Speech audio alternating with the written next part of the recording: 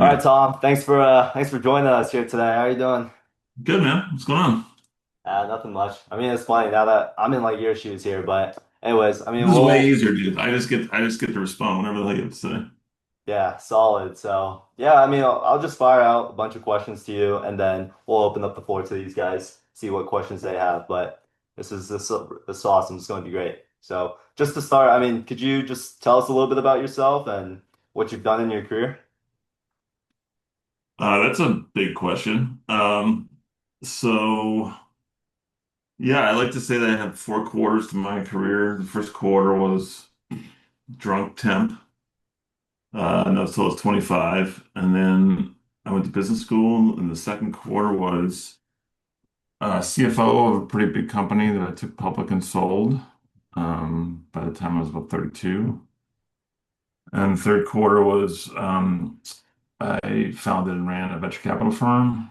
And the fourth quarter was um, search funds, which is kind of a micro private equity investment. Okay, solid. And from there, what do you think your most proudest moment of your career has been? Um, well, I tell you one of the most proud moments of my life was this Saturday. My son got married in Cambridge, England, and my daughter was the best person. Um, And it was just an extraordinary experience to watch my son, who's been in the army, marry the woman of his dreams, and my daughter giving the most amazing speech that like literally brought down the house. And my younger son was there with his girlfriend, and I was there with my wife and my ex-wife.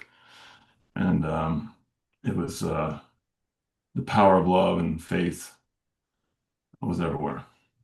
Wow, congrats, man. How old is he? What's he getting married He's at? 29.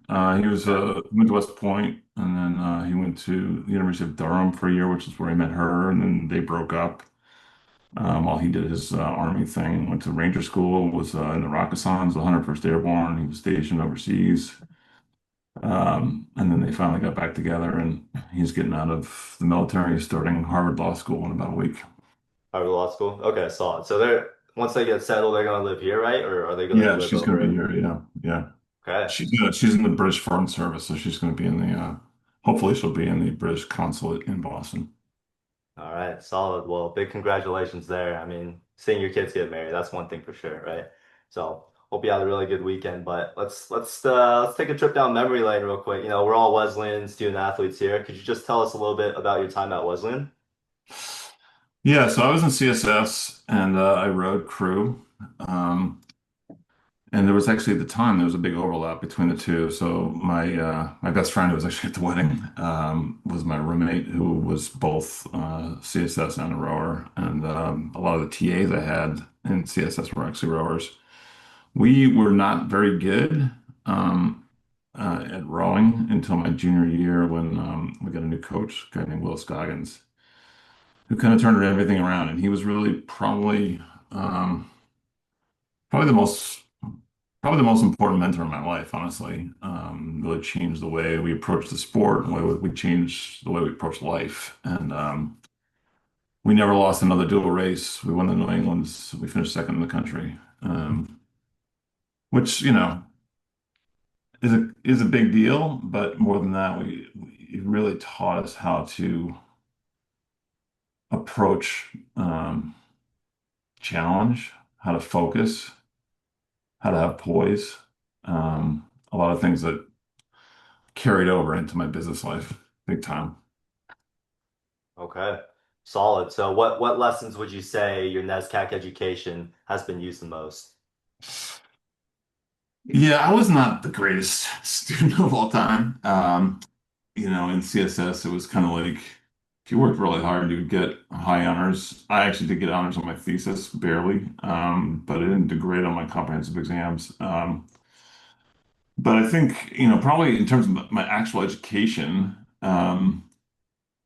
I did a lot of writing in college, and that's always been a strength and something that was very useful in my business life. But more than that, honestly, like I said, I had always been very nervous in athletic competition and underperformed. I was a great practice guy, and then when the pressure was on, didn't do that well. And Coach Scoggins really allowed me to unlock how to perform under pressure. I remember a particular race where it was a home race, and the Connecticut River sometimes gets kind of funky in the spring, and there was a lot of logs around, and we were up the course. I don't know if it is this now still, but the course was kind of behind this island up underneath the bridge that goes over to the other side of the river. And we were already up at the starting line, and there was a log on the course, so they had to delay the start. And like the start of a rowing race is like the most tense moment because you know it's coming, and you're just kind of preparing yourself. And so we had to sit there for another 15 minutes um, while they pulled this log off the course, which would typically be a time where I would lose my fucking mind. And I just sat there and I was just like, the race was against UMass, I remember. And I just remember feeling like incredibly calm. And like I absolutely was locked in and knew knew that I was going to perform at my best, and we ended up crushing them. Um, and I just kind of carried that through my athletic career, and then I just felt like I had a huge advantage in business because I could go into like incredibly stressful situations where I could be literally negotiating billion-dollar transactions in some conference room where everyone else at the table was losing their mind, and like I would like literally be almost laughing because I was enjoying it so much, and I was completely in the zone, relaxed, because I'd had that experience in my athletic career where like I just understood that as the moment got bigger, my poise and my relaxation got greater and greater. And so I was able to like take advantage of that because everyone else is so tight that they weren't really performing at their best, and I was able to. Yeah, And solid. I really attribute that to Coach Scoggins. Awesome. Was is he, I'm assuming he's not the coach anymore. Is he still No, he actually left when I left, and Phil Carney took over, who's these guys' coaches. Yeah. Phil Carney's still there, like 35 years later. Yeah, solid. Okay, cool. So, I mean, before we switch into the business aspect of things, then, I mean, we're all Wesleyan undergrads right now. Any words for specifically Wesleyan, what do you think we could take away from our next 3 years here? Yeah, and, as I've told you guys all along, like to the extent possible, I would ignore grades and I would try and find the things that you're passionate about, that you're curious about, that just light you up and pursue those deeply. And that's academically, that's athletically, that's in terms of your business, pursuing a business career. Um, Take advantage of the time and space to like go deep, where you have interest, passion, curiosity. Um, and I understand that grades at some level do matter, but I would try and keep that in the back of your mind and learn for learning's sake. Have experiences for experience's sake. Like this is a time in your life you're not going to get back. And so I would make the most of it. And I try not to take it too seriously, honestly. I think there's a great acceleration of trying to figure your whole freaking life out when you're 20 years old, which is ridiculous. You are Yeah. not going to be able to. And so I would experiment a lot. Yeah, for sure, for sure. And for that pathway, then, could you tell us a little bit about your path from Wesleyan into your career and how you first started at Providence Journal? Yeah, so like I said, the jump from Wesleyan to the Providence Journal was a significant one. I actually hung around. I had gotten very sick my freshman year, and so I did not row my freshman year, and so I actually stayed at Wesleyan for a fifth year to row. Started a master's degree, which I actually did not finish, purely because I wanted to row. But I was able to get a consulting job after that fifth year in New York City at a healthcare consulting company called APM, American Practice Medicine. And I moved into the Upper East Side with a couple of my rowing buddies and started that job in June of 1997. And I lasted not even till Thanksgiving because I fucking hated it. And I quit, uh, went home to Boston, where my brother was in law school at BC. Slept on his couch for a couple months. Got a temp job at a book publishing company. Uh, Ultimately, I was a secretary, and then I was like very junior market research analyst, which basically meant hand coding surveys of professors who on textbooks. And like I said before, after a couple of years of that and like hanging out at bars, basically, I realized that I was not going anywhere fast. A friend of mine from CSS had gone to business school, and I was like, well, maybe I'll do that. And so I decided to take the GMAT, and unexpectedly did very well. Realized that math is something that I'm good at, and was able to get into Yale School of Management. Um, when I was at Yale, I somehow was able to get an internship at Goldman Sachs on Wall Street, which was very hard. It was a very coveted position. And I hated it. Just hated it. It's like there's no way I'm going to be able to do this, longer than 3 months of the summer. So I ended up back at the book publishing company where I was originally, the temp, Houghton Mifflin Company.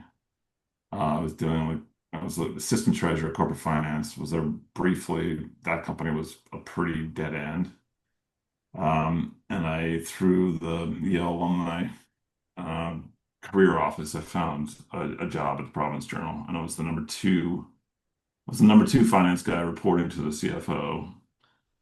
We had a cable business, a million subs of cable that we spun off and sold um, to Continental Cablevision, which is actually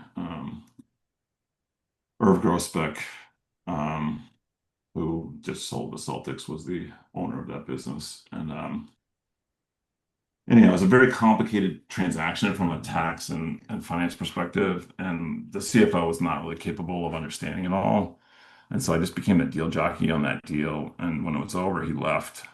I was kind of pushed out, and I became CFO at 28 of a $2 billion company. Um, so that's how I got there.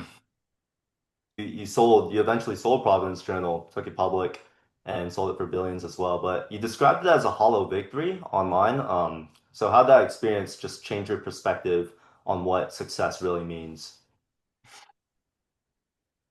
Yeah, it wasn't. I mean, honestly, that was a much longer term process of like getting my arms around what success really means. But like at least at that time, so yeah, I took the company public after being private for 176 years, June of 96, um, and sold it or negotiated the sale of it, signed the definitive agreement, announced the deal September, 90 days later, for $2 billion to Belo, which is Dallas Morning News out of Dallas, Texas. Um, which was hugely controversial, honestly. It was like the community was very upset. So it was great in the sense of financially, it was absolutely the right thing to do. There was no way we were going to get that kind of money later on for a newspaper company. But it was controversial in the community, so it was difficult in that respect. And then also, my personal life was a train wreck. I was a drunk, get thrown out of the house, had two little baby children. And so it was hollow in the sense that I had sacrificed everything for this job, and completely missed the forest for the trees in terms of what was really important in my life. Yeah, for sure. And so what did it teach you about finding fulfillment just beyond numbers, beyond money? I don't really know that I really learned that lesson then. I was still very young. I was 32. I did. So that was so we signed the definitive agreement in September, and we sold the company. We actually closed the deal because I had to get all these regulatory approvals with the FCC and a bunch of other SEC. We sold it. We closed the deal February of '97. I didn't. My son, who just got married, was 6 months old at the time. My daughter was two, Carrie, and I did not get to see them on Christmas that year because I was still trying to deal with my alcoholism. I did get sober December 28th, 1996. I'm still sober today, so that's over 20 years ago. Um, so I had that piece of my life, and really the only thing I cared about at that point was time with my kids. And my ex-wife had told me if I wasn't sober, I wasn't going to be able to see my kids. And Yeah. even after that time, I was on a short leash, and so she eventually moved. We had built a house in Barrington Row, and she eventually moved back to Boston, and I stayed in Providence for a while to get my legs underneath me, and then I moved back to Boston. And I had honestly had a bunch of offers because I'd been on the front page of the Wall Street Journal. I had a bunch of offers for CFO jobs all over the country, and I turned them all down because I wanted to be with my kids. Yeah. And how did that eventually lead to like the Good Men Project? What is this Good Men Project? How did it start? Yeah, well, that's a much later event. And Mm. so the next piece of the puzzle is I was Back Bay of Boston. My wife and kids were at one end of the Back Bay. They lived on the first block of Marlboro, and I lived on Com Ave and Mass Ave, and I was just literally kicking around, hanging at the playground with my kids. And I ran across these two guys who had this startup, two MIT guys who had this startup they were at the Pru, so they were like 3 blocks from my house. And they had been kicked to the curb by every VC in the country, and were out of money. And I had nothing else to do, so I decided to try and help them. And so I actually didn't have a lot of capital myself because I was in the middle of this divorce. But I was able to raise a couple $1 million basically from the management team of the Providence Journal who just cashed out, and propped the company up. I became a board member and financial advisor, so I got a bunch of stock options for doing that. And that company. So that was Thanksgiving of '97. Uh, by Let me think about this. A year and a half later, so June of '99, we had gone public. And October of '99, we'd done a secondary that was at 100 times our cost basis. And then when you do an IPO, the insiders have to be locked up for 6 months. And so the lockup came off February of 2000. And we were afraid that the stock was going to trade down because there was a bunch of people shorting it. But there was so much demand that the shorts had to cover, and the stock exploded. And we all got out at 500 times our money. Um, so that's honestly the biggest deal I ever did, and where a lot of whatever wealth I had came from that transaction. And I was able to use that to raise money in my venture capital fund. So I raised 50 million bucks in '99 and 100 million bucks in 2000 in two venture capital funds that I ran for the next 10 years. Um, and that was the worst possible vintage for a venture capital fund because after that time, the market fell apart and the bubble burst. And so we'd started like 25 companies, but we had to actually build companies. There was no get out of jail free stupid valuations in the marketplace anymore. Um, and so I learned way more um, during that period building the companies in my venture fund than certainly I had in our technology group or even the Providence Journal because I had to start companies from scratch. And we did that. We ended up making money on for everybody, not a ton, but we did well. So that was the next decade of my life up to 2010. And so at that point, my venture capital partner, who's a guy named James Houghton, and I were kind of burned out from that experience because we had to shut down a number of those companies in the venture capital world. The return really only comes from a limited number. So probably 3 or 4 companies out of the 25. And the rest we had to shut down. And so at that time we were pretty burned out. and so we started to think about issues around manhood, what it meant to be a good man, and we decided to write a book, an anthology of men's stories, and that's how the Good Men Project came into being. And it was always going to be a kind of one-time nonprofit kind of thing, but and we went around and did some really cool events, like we spoke inside Sing Sing prison.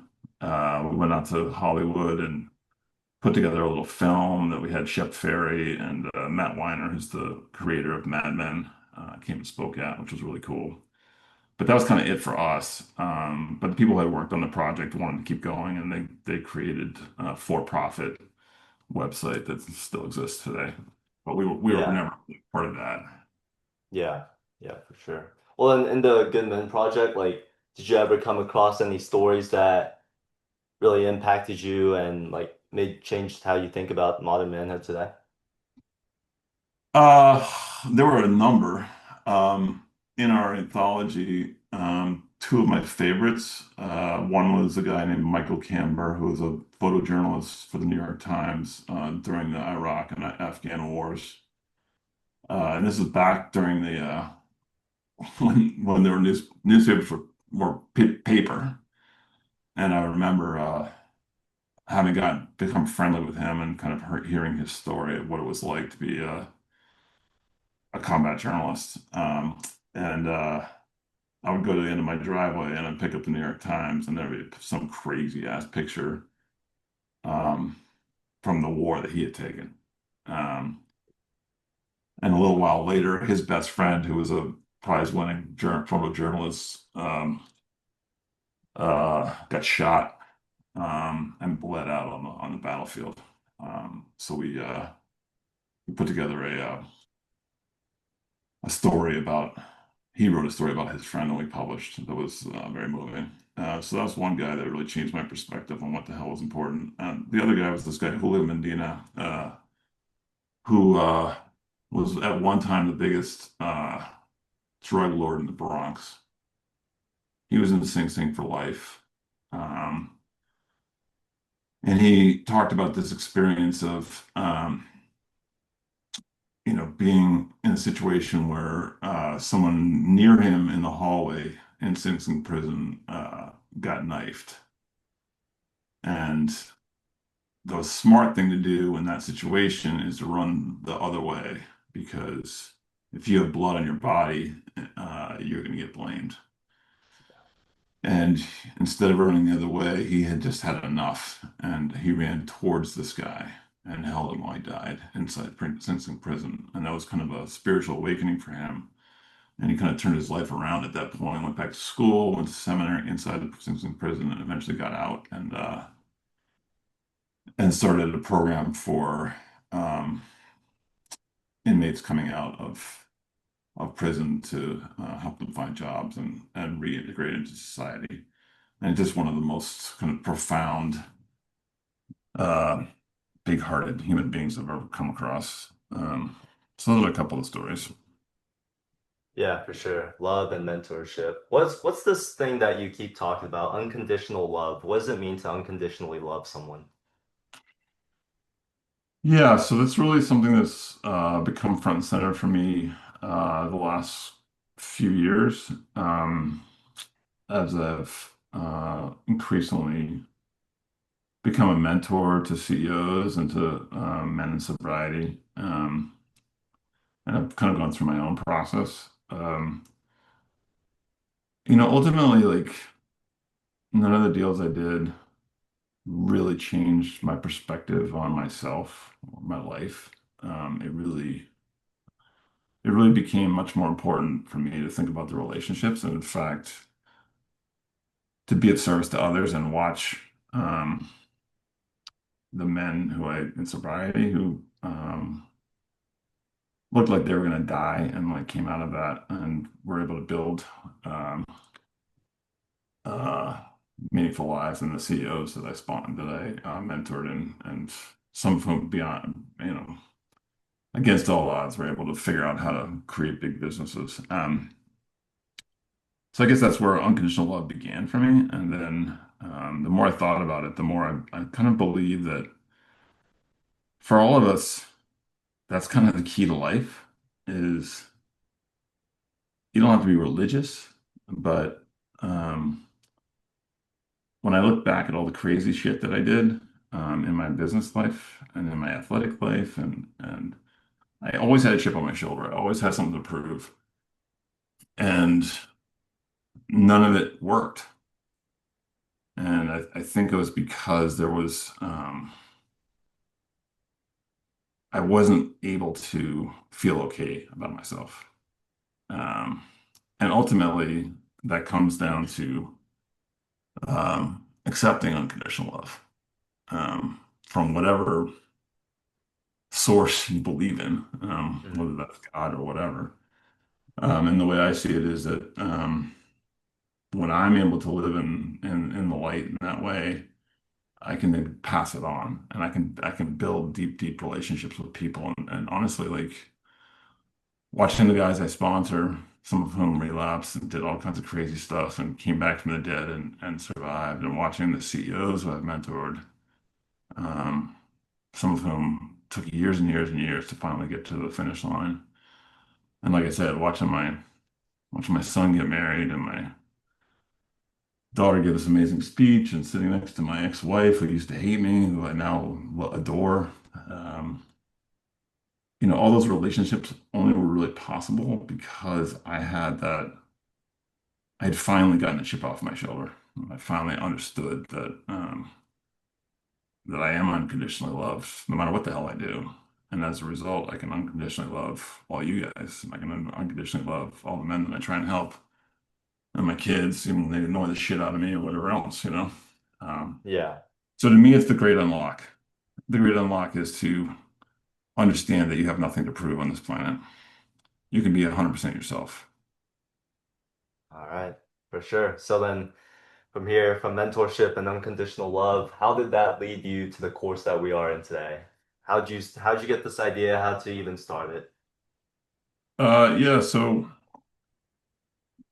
it's kind of interesting. So I'm 60.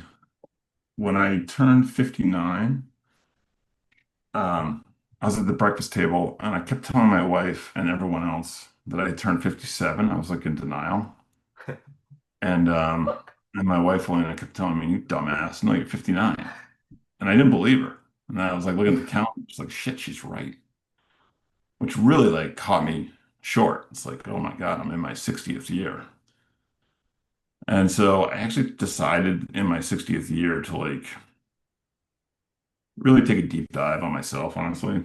Um, and so I spent the whole year meditating a lot, writing a lot, reading a lot of books on Eastern and Western mystics, trying to understand these issues that I'm talking about now in terms of what is unconditional love and what are the blocks that I have to that.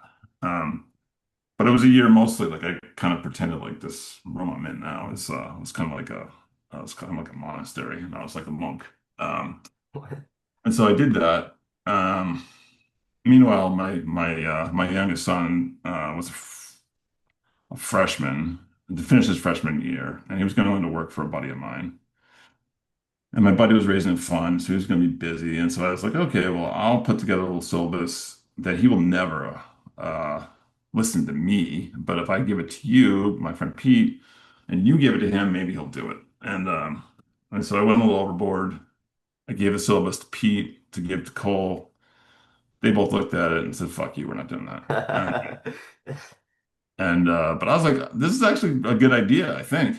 Um, and so I had worked with the rowing team at Wesleyan the year before last when they were national champions, and I still talk to Phil a lot, the current coach, and I told him about it, and I kind of hoped it was going to die, honestly. Uh, and then he talked to the soccer coach and the basketball coach, and then all of a sudden I had 14 guys, knuckleheads who wanted to do this thing, and I really didn't want to do it, honestly. I was kind of lazy. But I think the reason it's been so significant for me is that coming out of that kind of year of reflection, I just realized that.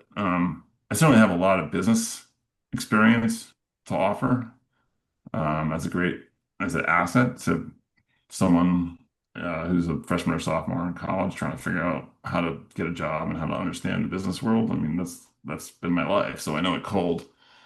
But deeper than that, I have kind of a broader perspective on what's important. And I just felt like there's been so much narrowing and kind of shallow thinking in terms of how to approach life. And like that's the message. And to me, that's the wrong message. And so what I've tried to do is give you guys the right skills to like go pursue whatever career you want to pursue, but then also try and force you to think more deeply about why.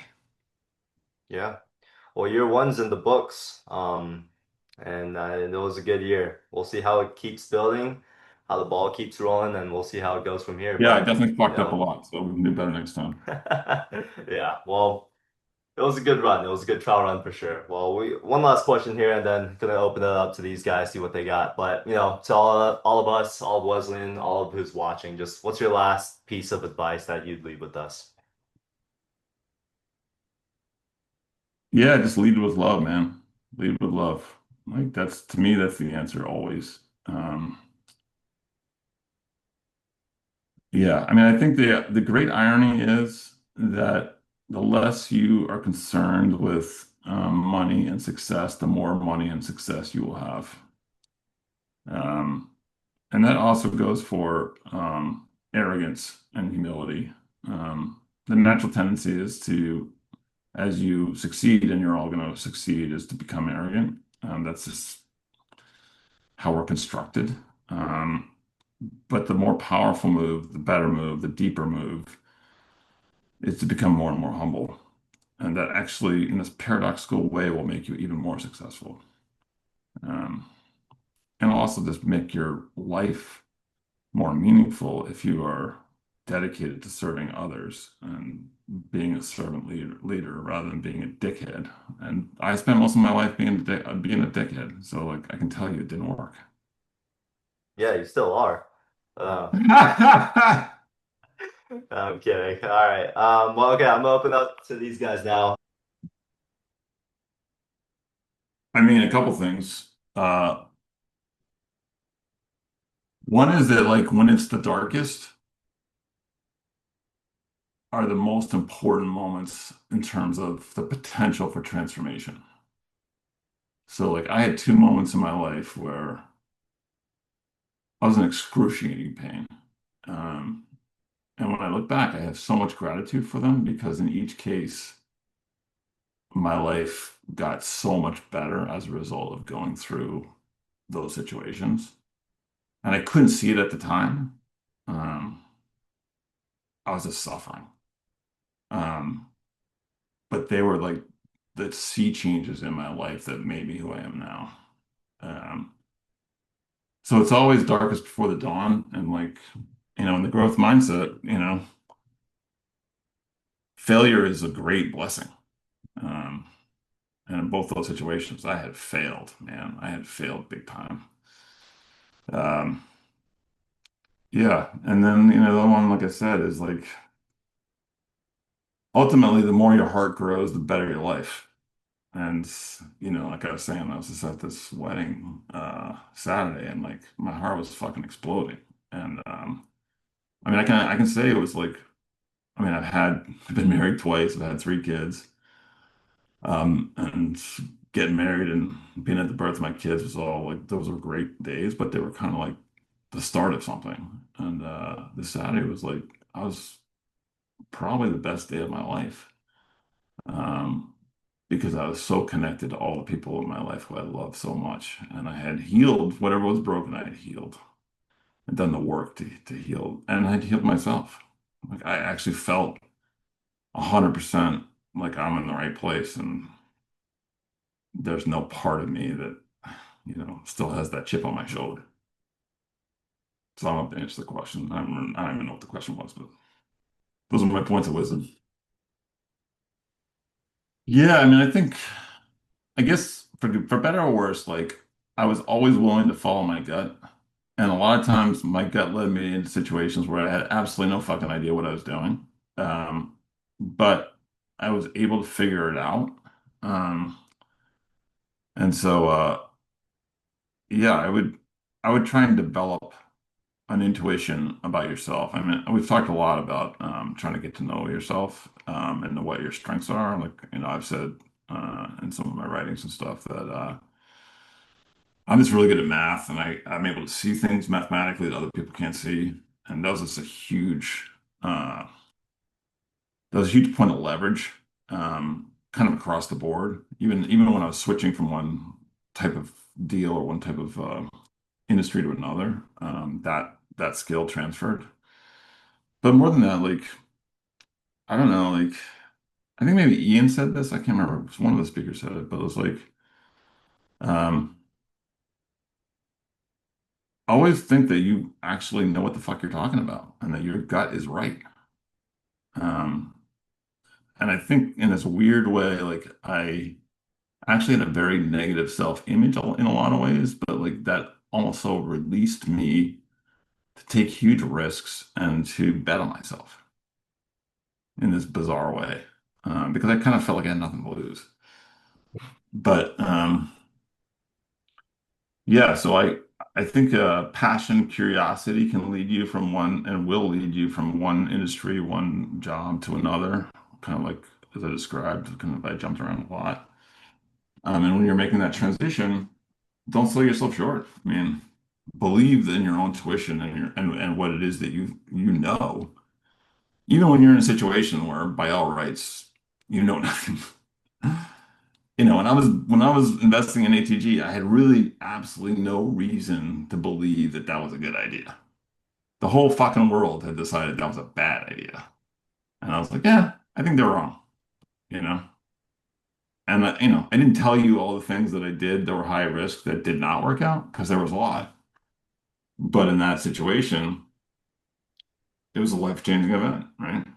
And it was kind of born out of the crucible of like I had just gone through this personal uh, tragedy, really. I mean, I was really not doing so well. And so I was in a mood where, I was willing to take risks to kind of almost like get away from the pain of my personal situation. But it didn't matter. It still worked, right? So yeah, so my overall point is just develop self-knowledge, develop your own intuition, develop your own gut, and bet on it. Always. Yeah, no, so I didn't really fully understand growth mindset, like the actual concept of it until relatively recently. Honestly, I didn't really understand it until I talked to August Lemon as a part of reading that article about the UVA rowing team. And I think he's such a powerful speaker that maybe I had heard about it before, but like he talks about it in a way that I really understood. And frankly, I think I'd always lived my life that way, but it had been again like kind of by almost intuition, um, and not really consciously thinking about growth mindset. But when he talked about it, and then talked about it with my son's friends, the Rangers, and all these other guys, like it made a hell of a lot of sense. I think for me, like going through my life, it was more like I keep hitting these like really tough situations and having to figure out how to learn from them. Um, and some of them were pretty dramatic, where I really screwed up. Um, but like I said before, like those were the turning points of my life in a positive sense. And so retrospectively, like I'm really grateful that I had those really hard times. But that's all this growth mindset. It's like just, yeah, winning and praise don't really help you grow that much. Getting your fucking ass handed to you is where you learn. And so, um, I mean, you guys are all going to get your ass handed to you, like way more than you expect. And it will suck. But the flip side of that is those are the moments where you're going to grow the most. Um, I think I just kind of figured that out because I had to out of survival. Um, so I didn't really have the growth mindset framework until very recently. But I understood it deeply, from experience. I lived it. Yeah, so when I talk about it, I really think about it in two different ways. One is how you think about yourself. And so what I've tried to explain is that ultimately you have nothing to prove. And if you can live from that point of freedom, it will allow you to more quickly become your best self, right? The second is how you treat other people. I mean, for me, getting to that point allowed was the unlock and allowing me to focus not on myself, but on serving others, right? But I think, I don't know, we're all guys, so like I think as guys, it's sometimes harder for us to express deep emotion. And so I think part of the unlock is like not shying away from that and being able to talk about what's really going on um, in a deep way. And so that to me is a way of practicing unconditional love and acceptance of each other. And it kind of rubs off. It's kind of like it goes both directions. The more you treat other people that way, the more you'll hold it in your own heart. Um, for me, the process was, as I've said to you guys, you know, I went alone most of my life because I had this something to prove. And it was only later in my life that I saw myself differently and was able to be of service and accept help. And I truly hope that for you guys, you don't have to go that way, and that you can have mentors in your life and from in your business life that I didn't have. Like I had to figure it out all myself, which was a big mistake. I wish I hadn't done that. Yeah, I mean, for me, it was.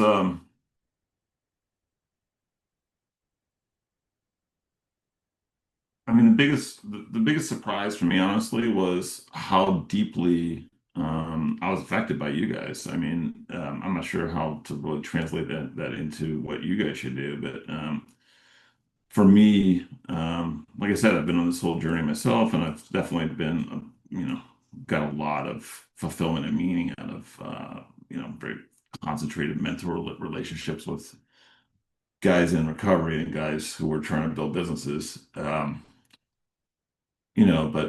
having 60 years of life to be able to both transmit kind of technical, practical skills as well as hopefully a little wisdom along the way has been awesome. I mean, kind of makes me feel like I have something to offer.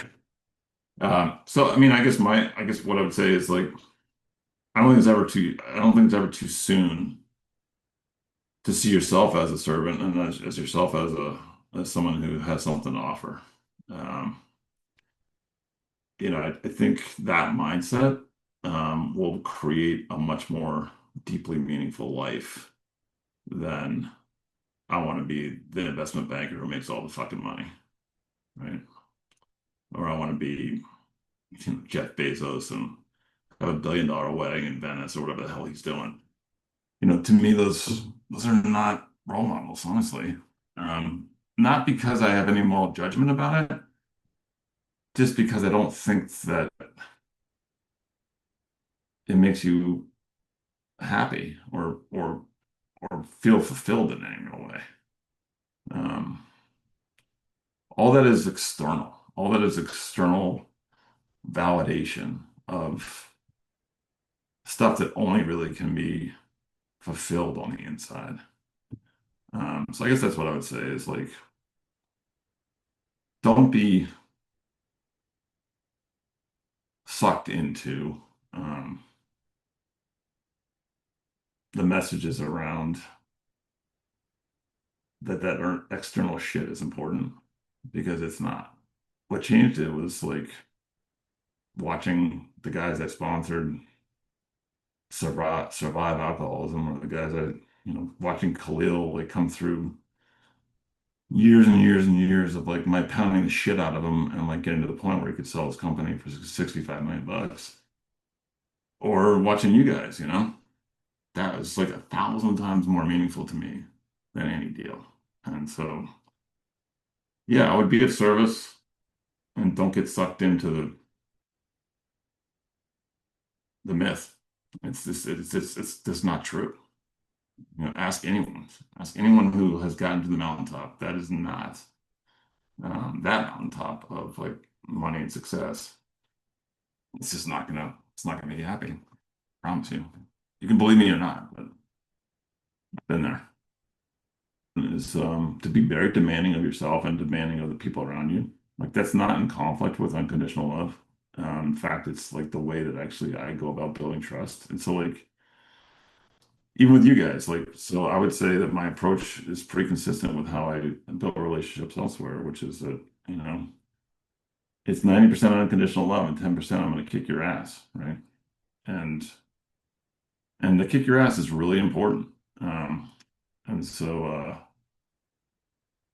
a lot of times I have a choice, you have a choice as to who you want to work with, who you want to spend your time with.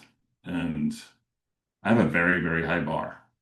Like, and part of that is, if I was running a venture capital firm, I would talk to 10 guys, 10 entrepreneurs a day, every day.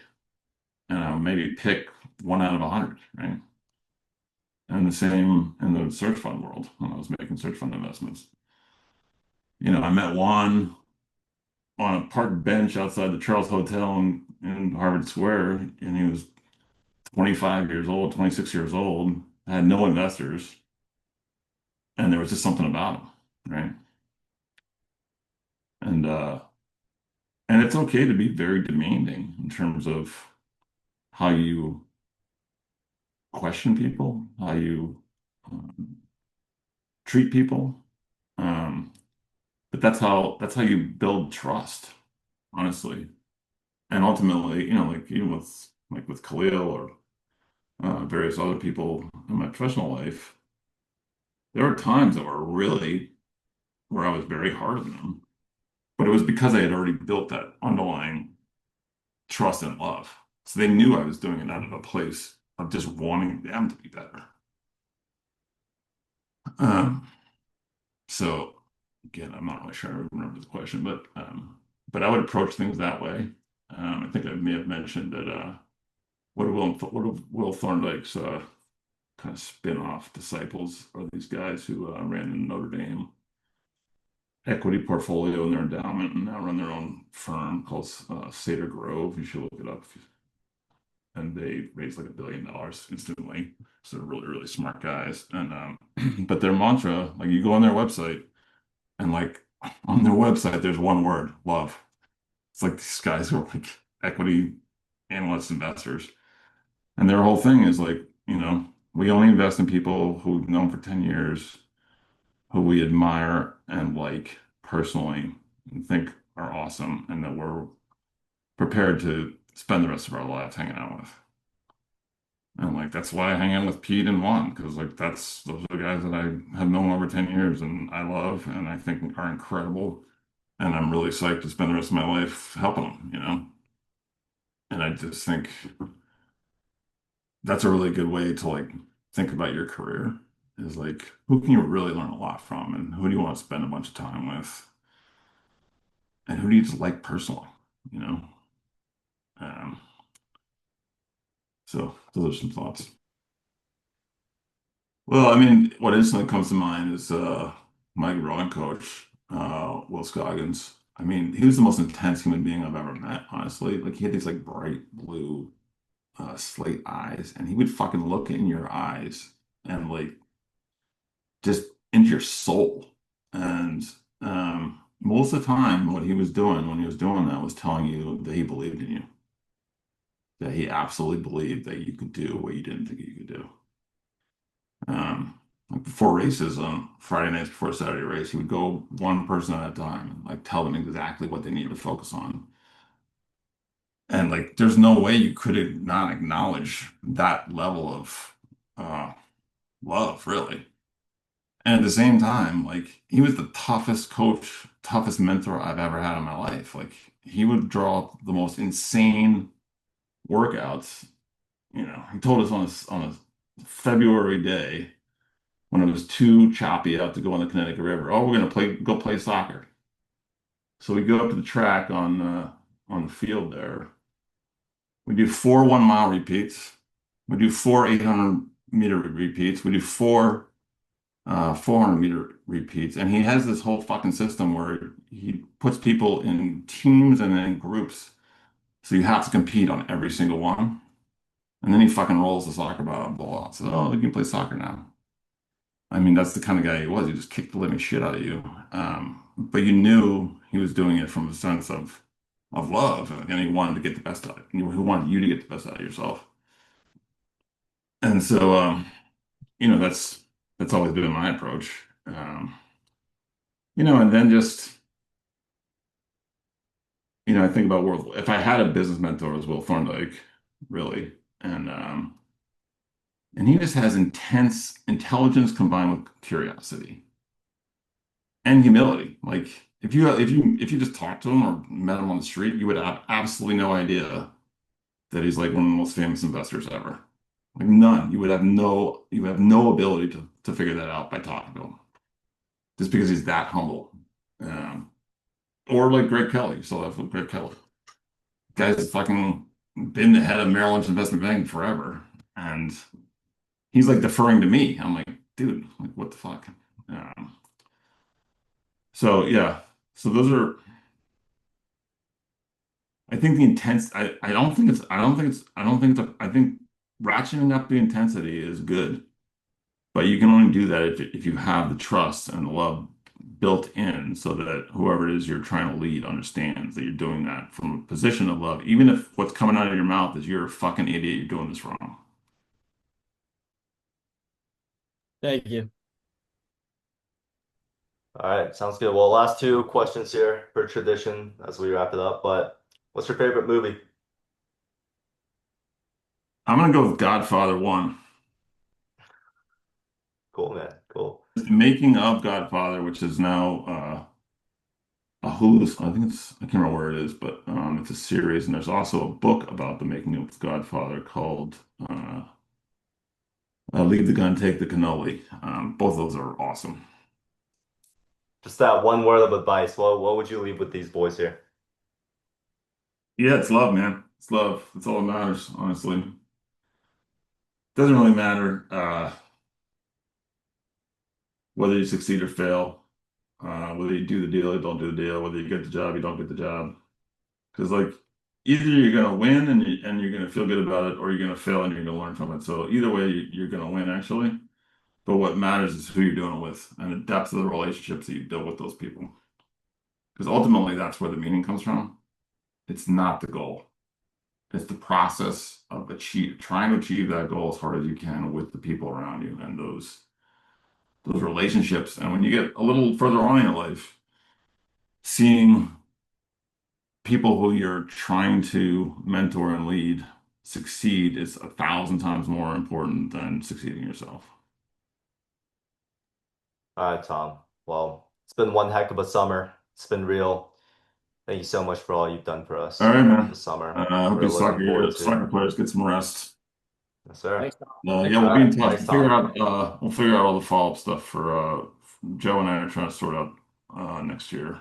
I'm trying Yeah. to do All right. Sounds some good. members of the administration. Yeah, for sure.